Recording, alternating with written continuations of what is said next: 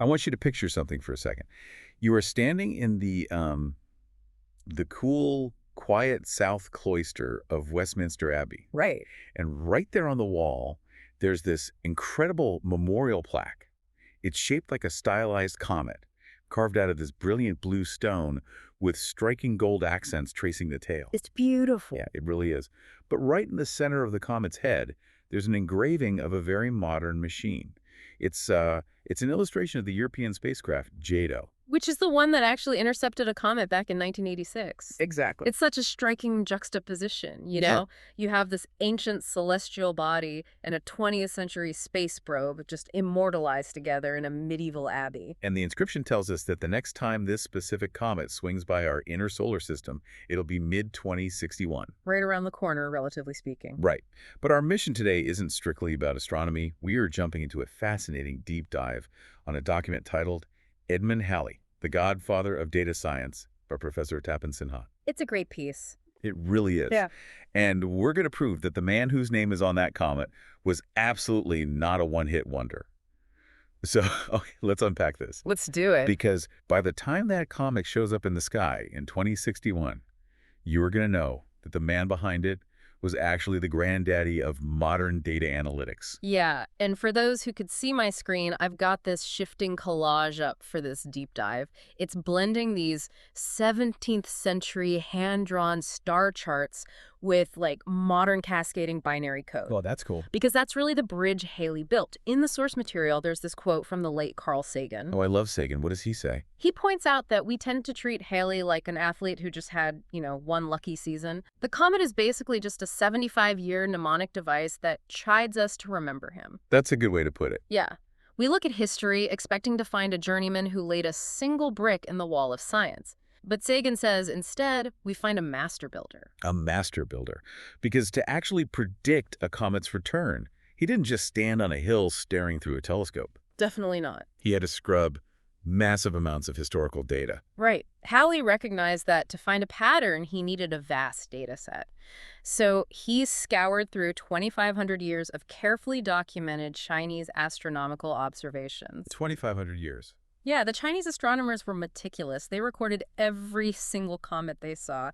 So Halley had to sift through millennia of records and figure out which of these glowing streaks in the sky are actually the same object returning over and over. I mean, this is like trying to find a needle in a 2,500-year-old haystack, except half the needles are just rumors of shooting stars. That is exactly what it was like. And to filter that noise, he needed a predictive model. Because back then, they didn't even think comets came back, right? Right. The prevailing thought was that comets traveled in a parabolic path, meaning they just shot through the solar system once and disappeared forever into the void. Like a one-time show. Exactly. But Halley worked with a model suggested by another astronomer, Jean-Dominique Cassini. Cassini hypothesized that maybe a comet could be trapped in an elliptical orbit, so it would reappear periodically. But Cassini just had the theory. To actually prove an elliptical orbit, Halley had to solve a massive mathematical problem, right? Mm-hmm.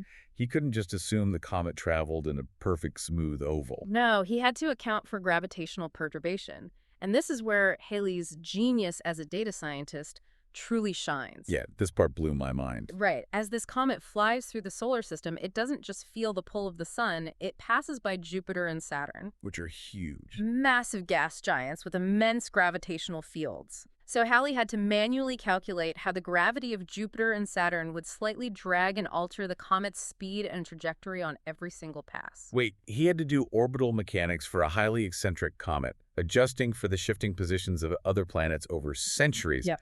And he did all this by hand. Entirely by hand. He cleaned the data, applied those grueling mathematics, and in 1752, he published his astronomical tables. Wow. In it, he identified that the comets seen in the years 1305, 1380, and 1456 were all the exact same object. That is wild. And because he had established this rigorous data-backed model, he put his reputation on the line and predicted it would return around 1758. And it showed up on Christmas Day in 1758. Right on schedule. Haley had already passed away by then, but his model held up. He even tracked its historic appearances backward, identifying its flybys all the way to 240 BC. Which is incredible historical forensics. Yeah, he realized it was Halley's comet stitched into the famous 1066 Bayeux tapestry. And that it was his comet the historian Josephus described as hanging like a sword over Jerusalem right before the city fell. What's fascinating here is the cultural context of all this data collection. I mean, in the 17th century, the line between astronomy and astrology was practically non-existent. Oh, totally. Chemistry and alchemy were largely the same practice. Isaac Newton, for example, wrote extensively on alchemy. He was almost acting as the last wizard rather than the first scientist. Right, which makes Halley's dad commissioning a horoscope for him kind of makes sense. Exactly. Halley's own father commissioned a hand-drawn horoscope for his son, charting his birth in London on October 29th, 1656. I saw that image in the source. It's this intricate geometric chart covered in astrological symbols. It's really elaborate. Halley was born into a world where people cast horoscopes to find patterns in the chaos of human events. But Halley took that innate human desire to predict the future and stripped away the mysticism. He replaced the magic with rigorous math. Right, and that underlying drive Mhm. to find hidden, predictable patterns in a chaotic world that seems to define his entire career, It really does. which explains how he pivots from the predictable orbits of celestial bodies to something far more unpredictable: human mortality. Yes, the life tables. Halley essentially laid the groundwork for actuarial science. In 1693, he published a paper on the mortality of mankind. But wait, I have to ask. Sure. If you're Halley and you live in London, why does this paper rely entirely on birth and death records from the city of Breslau, which is now Wrocław in Poland? That's a great question. If you want to calculate the probability of survival at a certain age, you need a very specific kind of data set. You No. need a stationary population, Stationary meaning what exactly? meaning people aren't constantly moving in and out. London in the late 1600s was chaotic. You had massive migration, which completely skews the numbers. Ah, okay. Breslau, on the other hand, had a highly stable population. The birth rate roughly matched the death rate. There was very little migration. And crucially, they kept extremely meticulous parish records. So he knew London's data was deeply flawed for his purposes. So he actively sought out a high-quality, structured data set. Exactly. He was acting like a true data scientist. But even with good records, 17th century data is going to have anomalies. Right, you can't just copy the parish registers into a table and call it a day. No, he had to smooth the data. Think about what a raw data set of 17th century deaths looks like. You might have a perfectly normal 5-year stretch, and then suddenly a localized outbreak of typhus. Or a really brutal winter. Right, which causes a massive spike in infant mortality. If you just average those raw numbers, your life expectancy model is fundamentally broken. You would look like nobody lives past 30. Exactly. So Halley had to mathematically adjust for those outliers to reveal the underlying baseline probability of human survival. And by doing that, he constructed one of the world's first statistically sound life tables. He could calculate the exact mathematical probability of a human surviving to any given age. And the practical application of this was revolutionary for finance. How so? Well, before Halley, selling life annuities, which was an early form of life insurance or pensions, was basically gambling. Raleigh, just guessing. Yeah, governments or brokers would sell annuities at flat rates, regardless of whether the buyer was 20 years old or 60 years old. Wow. Which is a terrible business model if your 60-year-old buyers start dying and your 20-year-old buyers live to collect payouts for another 50 years. Exactly. It was a mess. Halley's life table allowed for the precise, fair pricing of life annuities based on the purchaser's specific age and statistical life expectancy. That is brilliant. He took a practice rooted in guesswork and transformed it into the quantitative, principled discipline of modern risk management. Okay, so once he successfully turned human mortality into structured tables, he faced a near distinct challenge. The maps. Yes. Yeah. Because it's one thing to hand a mortality table to a banker in a quiet London office. But how do you take massive amounts of geographic and atmospheric data and make it readable for a sailor who is fighting for their life in the middle of the ocean? You have to translate structured data into a visual language. Which he did. He did. In 1686, Halley published the first meteorological chart in history. It was a map showing the distribution of prevailing winds, like the trade winds and monsoons, across Africa and the oceans. And he got that data from where? He aggregated observational data from navigators all over the world. Then he translated those complex atmospheric phenomena into directional visual symbols on a map. Here's where it gets really interesting for me. If you were a sailor in the 17th century, you didn't have GPS. No, definitely not. Instead of trying to parse a massive spreadsheet of wind speeds and coordinates while your ship is pitching in a storm, Halley gave you a visual interface. He essentially created the 18th century equivalent of a weather app heat map. That's a perfect analogy, and his masterpiece in this area was his attempt to solve the longitude puzzle. The longitude problem was huge back then. It was the most critical unsolved problem in navigation. Knowing your exact longitude, how far east or west you were, was nearly impossible to track accurately on a long voyage. And getting it wrong often meant shipwreck. Right. So Halley hypothesized that you could determine your longitude by mapping magnetic variation. Magnetic variation. Yeah, the difference between true geographic north and magnetic north, which shifts depending on your exact location on the globe. But to map that, he needed an enormous amount of continuous data. He did. And the British Admiralty actually appointed Halley as a captain in the Royal Navy. Wait, they gave a civilian scientist command of a warship. Yes, the HMS Paramore. And he sailed the treacherous Atlantic Ocean from 1698 to 1700 solely to collect compass measurements. Just sailing around looking at a compass. Pretty much. It was one of the first sea voyages undertaken purely for scientific data gathering. He compiled his own measurements with logs from other navigators to create a massive data set of magnetic declination. That is dedication. If you look at my backdrop now, I've shifted it to an antique, pink-hued map of South America and the Atlantic Ocean. Oh, I see it. It's covered in these sweeping, continuous, curving lines. Those are Hallian lines, or isogonic lines. He published this map in 1701. The concept is that every point on a single line shares the exact same value of magnetic declination. For a navigator, this is incredibly elegant. It really is. You don't need to do complex math on the deck of the ship. You just measure the magnetic variation on your compass, find the corresponding curve on Halley's map, and you instantly know you're somewhere along that specific line. It's a revolutionary way to visualize continuous, non-visible geophysical data. But mapping all these magnetic fields across the globe led Halley to notice a disturbing anomaly in his own data, right? Yeah, the data wasn't behaving the way he expected. The Earth's magnetic poles weren't stationary. They're constantly moving, shifting westward. He called it the westerly drift. And to explain why the poles were moving, he had to look beneath the surface and hypothesize about the internal structure of the Earth itself. Okay, this brings up his 1692 hollow Earth theory. I knew we'd get to this. We have to. The source details how Halley argued the Earth is made of concentric, hollow spheres, like a set of Russian nesting dolls. Yes, he did. And he proposed that each of these spheres is rotating at a slightly different speed, generating its own magnetic field. That was his theory. Okay, hold on. I have to push back on this. We're talking about the godfather of data science. Does his genuine belief that the Earth is a hollow Russian nesting doll totally ruin his scientific street cred? If we connect this to the bigger picture, look at the data he had available. It actually cements his credibility. Help me understand how a rigorous data scientist lands on a hollow Earth. Well, remember the anomaly he found. The global pattern of his data suggested there wasn't just one magnetic north and one magnetic south.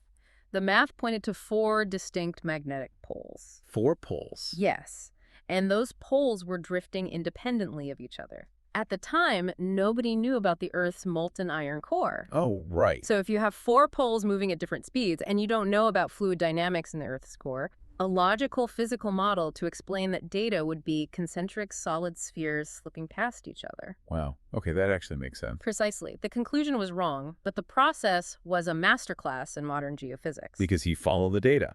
He collected empirical data. He identified incredibly complex patterns from that data. Then he built a mathematical and physical model to explain it. The rigor of his methodology was flawless. It is the prototypical model for scientific inquiry. Follow the data, build a model to explain it, and let future data refine or disprove it. Exactly. The rigor of being wrong. He didn't invent a myth. He built a testable hypothesis based on the absolute best data available in the 17th century. Right. Which brings us to the man himself. Because to achieve all of this scrubbing Chinese comet records, hunting down Polish death statistics, commanding Navy ships, modeling the Earth's core, he couldn't have been a quiet academic. Oh, he wasn't at all. The source paints a picture of a chaotic Renaissance polymath, and his entire career was essentially funded by soap money. Yeah, his father was a businessman, a soap boiler, and salter. In 1666, the Great Fire of London wiped out his father's real estate, but the soap business boomed. Why? Well, the horrors of the recent bubonic plague made Londoners suddenly very interested in personal hygiene. And the expanding navy needed salted meat. So his father became wealthy, and used that money to send Halley to Oxford, equipping him with a massive 24-foot-long telescope. And he used that telescope to cause trouble almost immediately. Oh, yeah. At age 18, he had the audacity to write to the very first Astronomer Royal, John Flamsteed, to correct his published tables on Jupiter and Saturn. Just a teenager correcting the top expert. He even corrected the star positions published by the legendary Tycho Brahe at 18. He was incredibly confident. Later, he acted as a venture capitalist for the scientific revolution. He funded, edited, and pushed Isaac Newton to publish the Principia in 1687. A crucial moment in science. But the source mentions a detail about this that is just bizarre. The Royal Society was supposed to pay Halley for his work on Newton's masterpiece. You were supposed to, yes. But they were completely broke at the time, so they paid him in leftover copies of a book they had heavily overprinted. This was called The History of Fish. Yes. They paid the godfather of data science in stacks of a fish encyclopedia. It's hilarious, honestly. And that seems to have inspired his own eclectic side projects. I mean, how does a guy obsessed with comets and mortality tables end up trying to invent a method for keeping flounder alive for winter retail sales? Because his mind was constantly racing to solve practical problems. He studied the habits of cuttlefish. He designed a working diving bell that could actually be resupplied with air underwater using weighted barrels. That's actually amazing. He attempted to measure the size of the atom. He studied aerodynamics, heat, light, Roman history. Didn't he also give a discourse to the Royal Society on his personal use of opium? He did. He noted that he suffered no motivational syndrome from it. Which is pretty clear from his resume. Yeah. And his personal life carried that same chaotic energy. Definitely. When he went on an expedition to St. Helena at age 22 to catalog the stars of the Southern Hemisphere, there were rumors he left a married woman pregnant. Later, at 25, the Royal Society sent him to Danzig to investigate the observational methods of the astronomer Johannes Hevelius. Soon, the London coffee houses were full of gossip about Halley's relationship with Hevelius's wife, Elizabeth. He was a total fixture of coffeehouse culture, heavily involved in the debates and scandals of his era, before eventually settling down and marrying Mary Tooke in 1682. Wow. We've covered a man who was a comet tracker, a pioneer of risk management, a naval captain, a data visualization innovator, and a coffeehouse gossip subject. It's quite a lace. So what does this all mean? How do we synthesize his legacy for you, the listener, today? Well, we owe the very visual structure of how we understand the world to his methods. Let's bring it back to the present day, sitting here in 2026. Right? Halley's invention of drawing lines to connect points of equal value, what he called Halleyan lines, and we now call isopliths, is the blueprint for modern mapping. The source has a table breaking down how ubiquitous this is when I open a weather forecast and see isotherms. Those are lines connecting areas of equal temperature. And when nautical charts show isobaths. Lines connecting points of equal water depth for ships. Right, and isobars. Isobars on a meteorology map show areas of equal atmospheric pressure. Even the contour lines on topographic maps that you use for hiking or land surveying, all of it descends directly from Halley's attempt to map the invisible forces of the Earth. And what about his original magnetic maps? We still rely on the exact framework he built. Because the Earth's magnetic field drifts by tens of kilometers each year, modern isogonic charts have to be updated every 5 years. Using satellite data, I assume. Exactly, using satellites to track where those lines are moving. Without that constant tracking, our global navigation systems would eventually fail. He took a world of descriptive, anecdotal observation and bridged it into the applied visual statistics that power modern navigation. Which leaves you, our listener, with a final thought to mull over today. Think about what Halley had to do to gather his data. It wasn't easy. No, he had to convince the government to give him a worship, and he had to risk his life sailing the Atlantic Ocean for 2 years just to gather a few hundred data points on a compass. Literally risking his life. Today, we don't have a data scarcity problem. We generate billions of data points every single second just by walking around with our smartphones. We have oceans of data that Halley couldn't have even comprehended. So true. But the question is, are we actually using our massive data sets to solve our own modern longitude problems and build things of lasting value? Or are we just drowning in the numbers waiting for someone to finally draw the map? That is the big question. Just something to ponder the next time you casually open your weather app to look at the wind heat map.